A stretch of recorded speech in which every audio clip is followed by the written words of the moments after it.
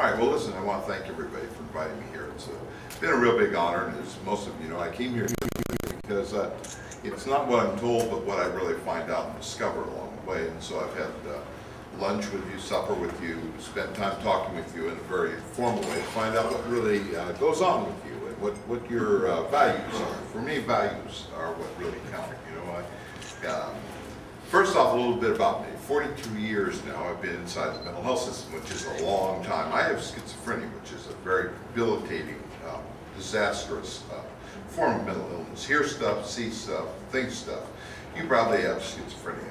Okay, so I developed this 42 years ago. Sadly enough, I had come from Illinois and was kicked out of the state really in 1966 for having a mental illness, really. I mean, in those days in Illinois, having a mental illness, you just spent the time at Galesburg Research Hospital.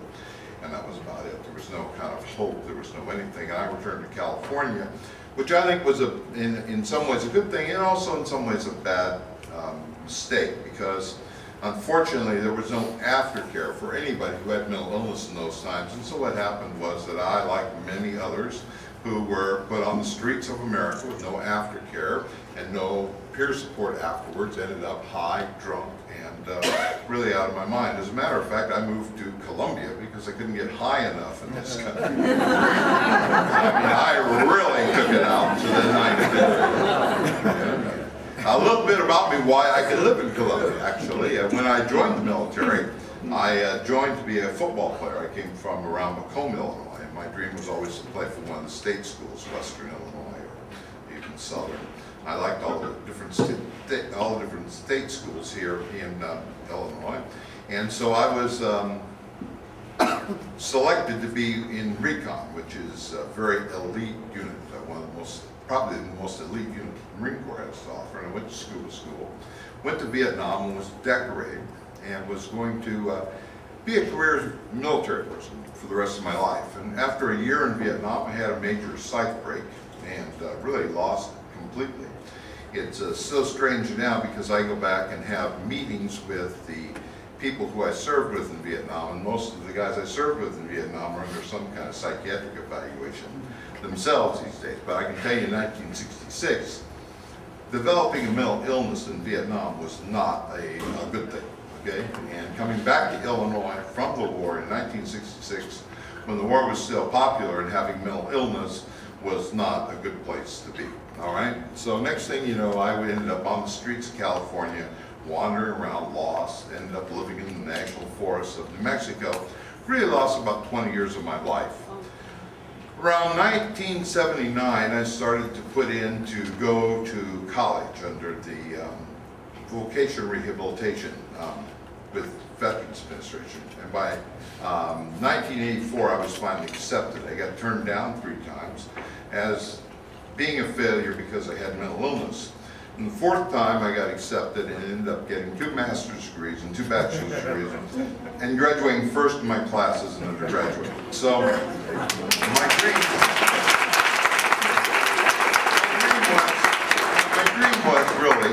was always to work with other people who had co-occurring disorders or who had some kind of mental illness, because I really had come to understand that mental illness wasn't like the movies, right? That mental illness was this low-grade irritability, inability to get along with people, constant, you know, they don't make movies about that. You know, they make movies, the guy in the straitjacket's what they make the movies about, right? They don't make movies about all of us just grinding through life every day, not able to get along with anybody and anybody, anywhere, anytime, which is kind of like the way mental illness seemed to play out for me and seems to play out for other people. So during that time, I had decided that what I wanted to do was work with other people who had mental illness. And of course, in I graduated from college about 1988. So even in 1988, I remember the first time that I sat in the team meeting on the same side of the table as a psychiatrist, and he was told that now I was on the treatment team.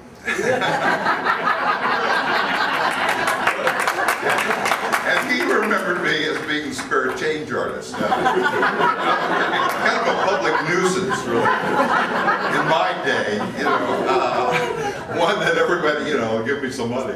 I just think help the clown, you know. If I can tell my people would give me money, that's how we help the clown. So he kind of remembered me from those days. Now I'm a degreed person who's working in the case management team. So it was a big transition, okay? And so I'd always felt that, you know, working with those of us that had these conditions was really my calling, you know, because first off, having a mental illness, I think really leaves us in a very distinct position. First off, irrespective of how disoriented and confused, hurt, angry we can get with this condition, and it is immense, okay? Besides all that, you got the public. I mean, I'll always remember being in line and talking about my job, you know, my first job working in mental health, and talking about my schizophrenia and how it didn't really bother me that bad last night, and I was able to get back to sleep, and I looked behind me in the line in the supermarket, and everybody had gone down to nobody wanted to touch the guy with schizophrenia. They didn't want to get close. It's like a thing where they want to be real far away. So I'd always understood that there was this public phobia, you know, and mental illness seems to be, I think, really the last great human phobia. I mean, literally, I mean, any of us could clear a room just talking about depression, you know, I mean, much less schizophrenia. Well, I'm hearing a few things, you know. I had the whole place to myself. So I realized that this is a very difficult, you know, condition to live with, and it's even more difficult because the public doesn't understand it, okay? The public doesn't understand it. So most of us have to go out and we have to kind of do three jobs, really. We've got to take care of ourselves. We've got to do a lot of self-maintenance and self-monitoring, right? And we got to, like, kind of do the public education because they don't have a clue on mental illness, right? I mean, you know, the people with AIDS passed this. I mean, you know, people know more about AIDS today than they do with mental illness. Isn't that true? They came from nowhere, man. I mean, you know, you guys been around since 37. Everybody's, oh yeah, he's got AIDS. You know? Oh yeah, he's got mental illness. You know, the people like put us for sale sign outside. Get out of the neighborhood. Well, let's not talk about it. He's got a problem.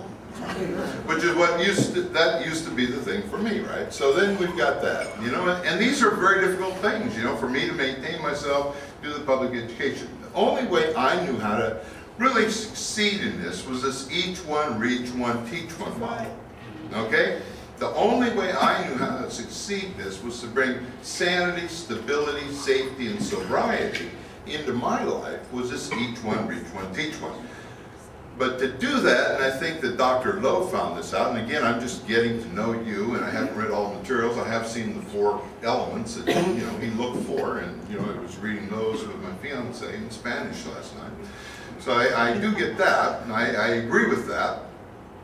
The only way I know how to get through this life with mental illness is we have to read and talk, okay? Read and talk.